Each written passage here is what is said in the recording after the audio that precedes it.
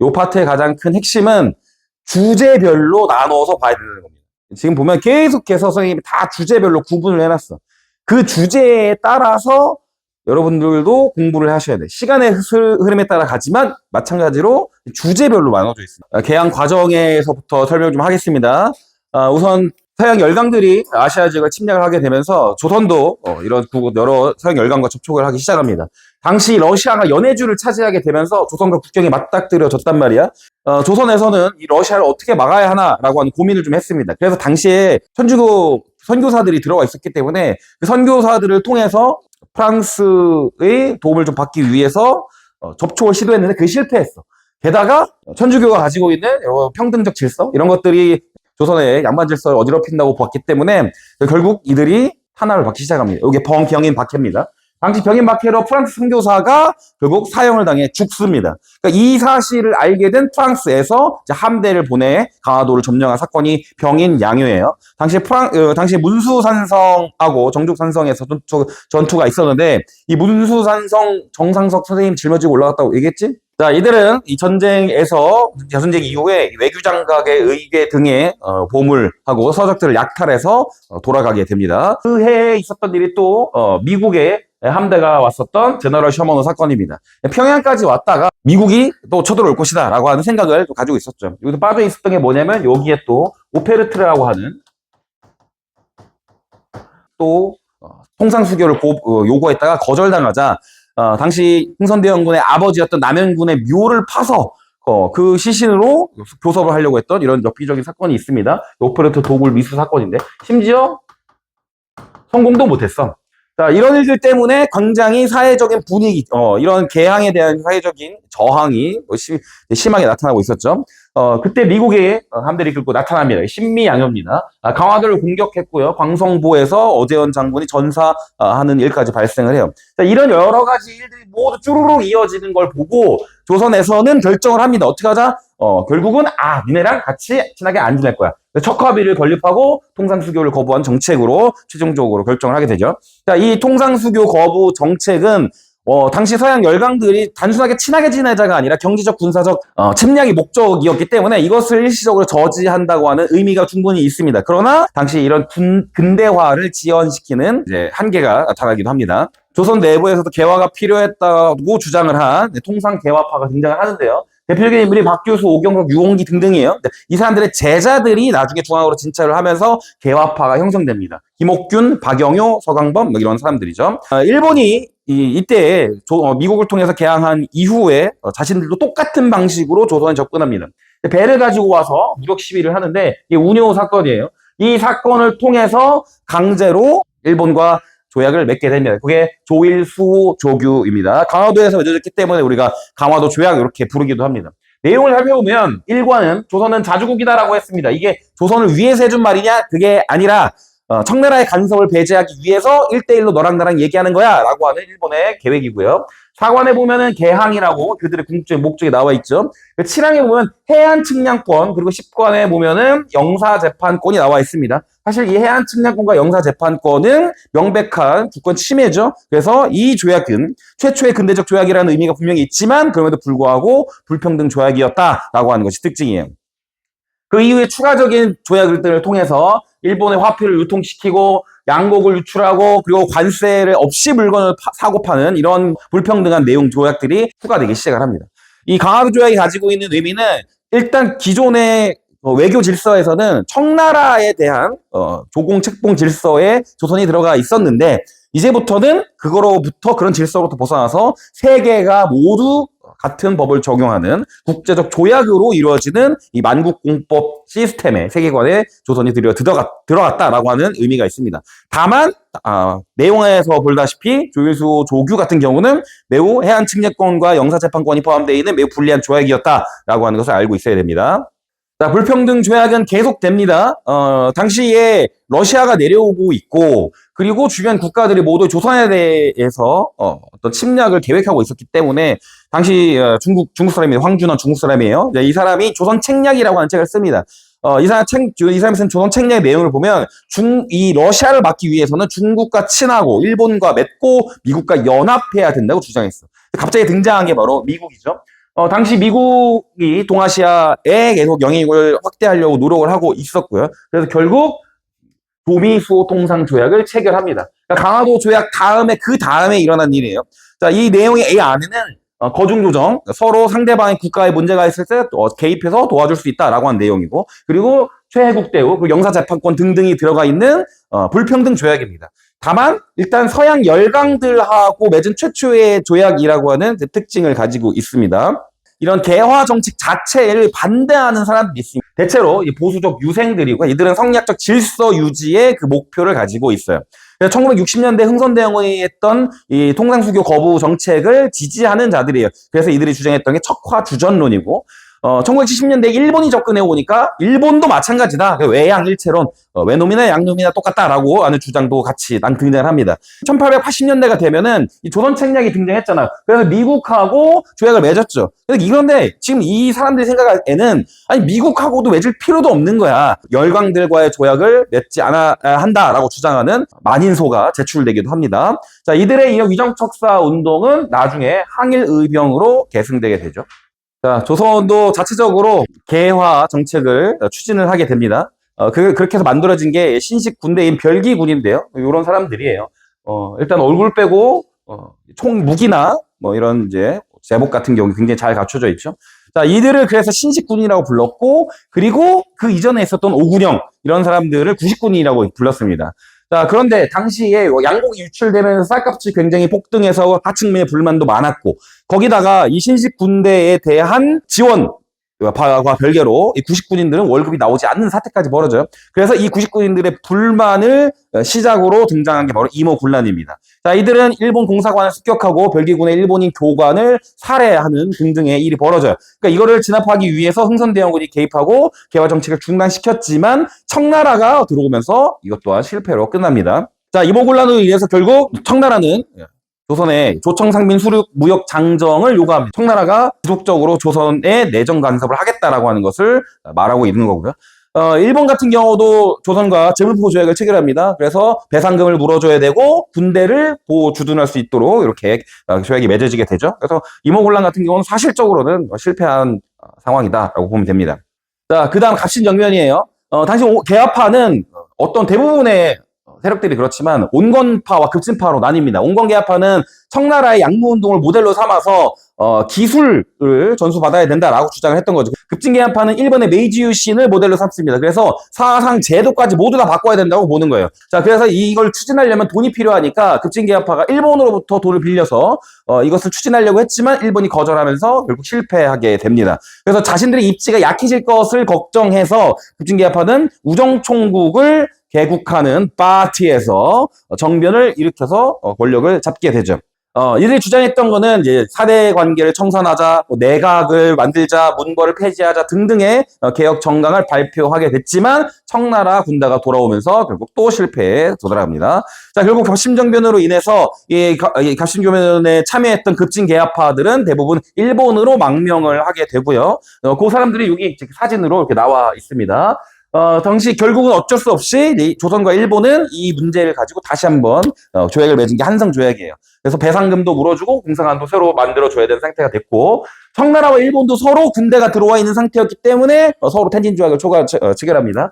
일단은 조선에 들어와 있는 양쪽의 군대를 모두 철수하고 다시 군대가 들어와야 할 때는 서로에게 통보해준다. 남의 땅에서 군대를 보내면서 지들끼리 왜 이런 걸 합의하는지 잘 모르겠어요. 자, 이 사람들 보면은 당시에 이 사진은 갑신정변을 실패하고 일본으로 왕명을 한 뒤에 찍은 사진이에요. 상투를 다 자른 상태고요. 그리고 정장을 입고, 그리고 손을 이렇게 넣었어. 이거 왜 넣었다고? 멋있어 보이려고. 이거 이거 아니야? 예의 차리려고 한 거 아니고 멋있어 보이려고 넣은 겁니다. 예, 나폴레옹 포즈라고 하죠. 주변 국가들이 조선에 계속 개입을 하기 시작을 합니다. 자, 그래서 청나라의 간섭이 갈수록 심해지니까 고종은 러시아 쪽에 일단 접근을 시도해요. 그런데 그래서 러시아가 남쪽으로 내려오기 세력을 확장하려고 하니까 전 세계에서 러시아와 싸우고 있었던 영국이 다시 여기에 개입하기 시작합니다. 우리나라 남쪽에서 거문도를 점령해서 2년 정도 살게 되는데, 요게 이제 거문도 사건이에요. 그래서 지금도 거문도에 가면은 영국 군인들의 무덤이 남아있어요. 조선을 노리는 이런 강대국들이 너무 많아지잖아. 지금도 초강대국들이죠. 자, 그러니까 요 육일준이죠. 육일준이 주장했던 게 바로 중립론입니다. 한반도를 중립국으로 만들자. 그러면 서로 공격하지 않겠다라고 협의를 하자는 거죠. 그렇지만 사실은 모든 이 국가들이 러시아, 청, 일본, 영국, 미국이 이 중립국론을 동의할 리가 없죠. 왜냐면 자기들이 이곳을 지배하는 게 궁극적인 목적이기 때문입니다. 자, 동학농민운동입니다. 동학농민운동 같은 경우는 어떻게 공부를 해야 되냐? 시간의 순서를 잘 이해하셔야 됩니다. 시간의 순서. 내용이 굉장히 방대하지만 여러분들이 나중에 수능을 보거나 모의고사 보고 하려면은 동학농민운동의 전반적인 이 내용을 이해하고 있어야 돼요. 자, 최재호가 사형당한 이후에 그 위에 신자들이 교조신원 운동을 그래서 공주하고 삼리에서 집회를 열었을 때는 이 교조신원 운동으로 시작이 됐는데 보훈 집회 때부터 정치적인 이야기가 포함되기 시작을 합니다. 때마침 고부 군수 조병갑이 만석보를 만드는 등의 백성 수탈이 굉장히 심해졌기 때문에 당시에 전봉준이 주변에 사발 통문을 보내고 농민봉기를 일으킵니다. 이게 바로 고부 농민봉기예요. 사발 통문은 사발을 엎어놓고 여기다가 이제 이름을 쓰는 거죠. 그래서 누가 주동자인지 모르게 이렇게 한 게 사발 통문입니다. 그런데 자세히 보면은 전봉준이 제일 크게 써 있어. 사실은 그거 보면. 자, 그래서 이 문제를 해결하기 위해서 중앙에서 이용태가 안핵사로 파견되어 옵니다. 그런데 이 사람이 오히려 농민을 탄압하게 되니까 동학농민군이 1차 봉기를 일으키게 됩니다. 그 이후에 백산, 황토현, 황룡촌 전투 등등을 통해서 최종적으로 전주성을 점령합니다. 전주성을 점령했다라고 하는 것은 전라도를 다 먹은 거야. 그러니까 이거에 대한 불안감을 느낀 이 정부에서는, 조정에서는 결국 누굴 부르냐? 청나라 군대를 불러요. 근데 방금 이전에 우리가 뭐 배웠어? 텐진조약이죠? 청나라 군대가 올 때 서로 통보하자라고 했는데 그냥 들어왔기 때문에 일본이 우리도 가. 여기서 일본도 군대를 보내게 됩니다. 이런 상황이 펼쳐지니까 동학농민군이 이걸 원했던 게 아니죠. 그래서 얼른 조정과 전주화약을 체결해요. 그리고 패정개혁안을 주장합니다. 당시 삼정의 문란들, 이제 세금제도 개선 같은 것들이 필요하다라는 주장이에요. 그래서 각 지방에는 집강소를 만들고 중앙에는 교정청을 만들어서 개혁을 추진하려고 하고, 그리고 청나라와 일본의 군대는 니네는 이제 상황 종료됐으니까 돌아가라 라고 요구하게 되죠. 그래서 일본이 이걸 들어주는 게 아니라 오히려 어떻게 하냐, 경복궁을 점령하고 개화파 내각을 구성해서 갑오개혁을 추진하도록 압박을 넣고요. 그리고 청나라 군대를 공격해서 청일전쟁이 일어납니다. 그러니까 청일전쟁인데 이걸 왜 조선에서 하냐고. 이게 가장 문제죠. 자, 이런 일들이 벌어지니까 농민군도 어쩔 수 없다. 우리도 다시 한번 저 외국 군대를 몰아내야 된다라고 반외세를 외치면서 2차 봉기를 일으킵니다. 그러나 공주 우금치 전투에서 최종적으로 패배함으로써 동학농민군은 이제 무너지게 되죠. 물론 이 동학농민군이 이 봉기를 일으켰던 이 과정들을 살펴보면은 기존에 있었던 봉건 체제, 양반 중심의 질서를부터 벗어나려고 했던 노력, 그리고 외세의 침략을 저지해야 된다는 주장들, 동학농민운동은 실패했다 하더라도 그 뒤에 갑오개혁과 항일의병으로서 다시 드러나게 돼요. 다만 여기서 나 주장하는 내용을 보면 앞으로 어떤 국가를 만들겠다라고 하는 개념은 사실은 많이 들어가 있지 않습니다. 그래서 근대적 국가 건설 방향을 제시하지는 못했다라고 하는 것이 동학농민 운동의 한계로 우리가 지적되는 부분입니다. 이 갑오개혁은 핵심이 1차, 2차, 3차로 나눠져 있어서 각각의 진행된 정책들이 몇 차에 해당하느냐, 이게 중요한 거예요. 그래서 만들어진 게 군국기무처예요. 1차 때만 등장합니다. 군국기무처가. 국내부를 만들게 됩니다. 국내부를 만들었다는 얘기는 왕실이 정치에 참여하지 못하도록 분리를 시킨 거고요. 그리고 과거제도 폐지합니다. 그리고 노비제가 폐지됩니다. 그래서 여러분들이 모두 다 같이 여기에 앉아 있을 수 있는 거야. 자, 박수. 축하합니다. 자, 그리고 중국의 연호를 사용하지 않고 개국기원을 사용하도록 했고요. 그리고 모든 재정은 탁지아문으로 일원화해서 재정을 더 투명하게 운영하도록 합니다. 자, 조혼금지, 과부 재가 허용, 고문, 연좌제 폐지, 이런 것들은 모두 봉건적인 요소들을 모두 이제 벗어나야 된다라고 주장하는 부분에 해당합니다. 자, 2차 때가 되면 일본의 개입이 더욱더 많아지게 되는데, 그래서 군국기무처가 폐지돼요. 자, 그러니까 군국기무처가 나왔다. 이건 몇 차다? 1차다. 이걸 알고 있어야 돼요. 왜냐면 이때부터는 없으니까. 자, 군국기무처를 폐지하고요. 고종은 홍범 14조를 통해서 어떤 근대적 국가를 만들겠다라고 발표를 하게 됩니다. 그리고 의정부를 폐지하고 새로운 이제 형태의 정부를 꾸리게 되죠. 재판소를 설치함으로써 지방권의 권한을 좀 축소시키고요. 그리고 교육 입국 조서 발표하고 한성사범학교 만드는 등등의 이런 교육적인 개혁도 추진하게 됩니다. 이게 2차입니다. 자, 그런데 이 사이에 일본이 청일전쟁에서 승리를 했어요. 그리고 나서 만주 지역에 대한 이권을 받았어. 그런데 문제는 여기에 사실 만주 지역 진출을 계획하고 있던 러시아가 개입을 해요. 혼자서는 안 되니까 자기 친구들 데리고 옵니다. 프랑스하고 독일. 만주 지역을 일본이 포기하도록 압박을 넣습니다. 이게 삼국 간섭이에요. 이걸 보고서 아, 러시아가 진짜 센 형이구나 라고 해서 러시아에 접근을 하게 되고, 자, 이걸 가지고 똥줄이 타기 시작한 일본이 결국 영성항구를 시해하는 을미사변이 일어납니다. 자, 그 이후에 일어난 게 3차입니다. 여기는 이제 연도가 넘어갔기 때문에 이때는 을미개혁이라고 부르기도 해요. 자, 이때는 가장 중심적인 내용이 요겁니다. 단발령이에요, 단발령. 단발령을 아예 법으로 딱 내세우고, 고종이 제일 먼저 머리카락을 잘라. 그러니까 지금 이것 때문에도 굉장히 불만이 많은 상태에 이것까지 터지니까 당시 전국적으로 의병이 일어나게 되는 이런 결과를 갖고 오게 되죠. 자, 그 외에도 3차 때는 태양역으로 바꾸고, 그리고 건양이라고 하는 연호를, 자체적 영호를 사용하게 됩니다. 그리고 학교도 만들고 우편사무를 재개해요. 왜 재개하겠어? 우정총국 축하 파티에서 정변이 일어나서 멈췄던 거죠. 이제 이때 다시 만들게 됩니다. 고종이 러시아 공사관으로 런을 쳤었던 이제 아관파천이 일어나게 됩니다. 자, 요 내용을 교과서에 보면 정리가 잘 되어 있어요. 그래서 1차 가보개혁, 2차 가보개혁, 3차 개혁을 등등의 각각의 어떤 개혁들이 있었는지를 여러분들이 잘 공부를 좀 하시기 바랍니다. 자, 가보개혁은 사실은 굉장히 이전에 갑신정변이나 동학농민운동들에서 요구했던 내용들이 대부분 반영이 돼요. 근대적 개혁입니다. 그리고 이런 공건적 통치로부터 벗어나려고 한 노력들이 분명히 나타납니다. 다만 이 운영 자체가, 시도하고 과정 자체가 일본의 간섭이 굉장히 많이 들어갔고, 이런 민중의 지지가 없었다는 것이 그 한계로 지적되고 있습니다. 자, 이런 개화 정책이 추진되면서 인식 변화의 필요성을 느끼게 되죠. 그래서 서재피를 중심으로 계몽 운동이 진행이 됩니다. 독립신문도 만들고 독립문도 만들고, 이 돈을 모으기 위해 독립협회도 조정이 만들어져요.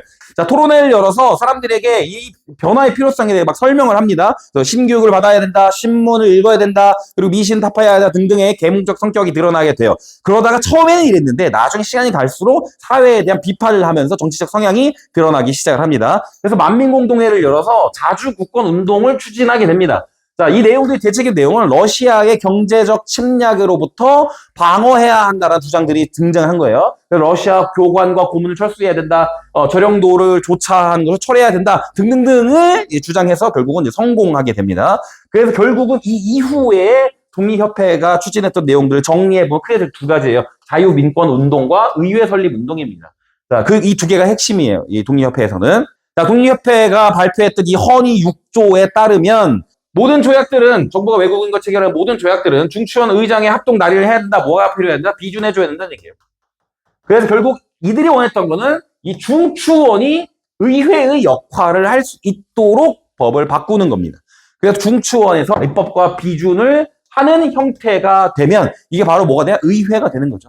자, 의회가 된다는 것은 사실 왕권이 제한된다는 것을 의미할 수도 있어요. 그래서 결국 독립협회 해산을 명령하게 되고요. 보구상 협회인 이 황국협회가 관여해서 이제 강제 해산되게 됩니다. 그래서 우리 이 독립협회에서의 가장 중요한 핵심은 의회 설립을 추진하였다. 그것이 중추원이 그 역할을 하도록 하였다 하는 것이 그 특징입니다. 자, 여기까지가 일단 여러분들 시험 범위에 해당하고요. 지금 분명히 말했지만 이 개항 이후에서 여기까지는 여러분들 주제별로 접근을 하셔야 문제를 훨씬 더 쉽게 이해하고 풀 수가 있습니다. 그리고 이 내용들은 당연히 수능 때는 굉장히 많이 차지하고 있어요. 그러니까 고대사 파트가 오히려 줄어들고 전근대가 줄어들고 여기서부터가 많은 문제가 나와요. 시험 문제의 비율이 굉장히 높습니다. 그런 거 다 감안해서 공부를 좀 하시고 100점은 너무 많이 맞으면 안 되니까 양심적 하나씩 틀려도 상관없어요. 그치?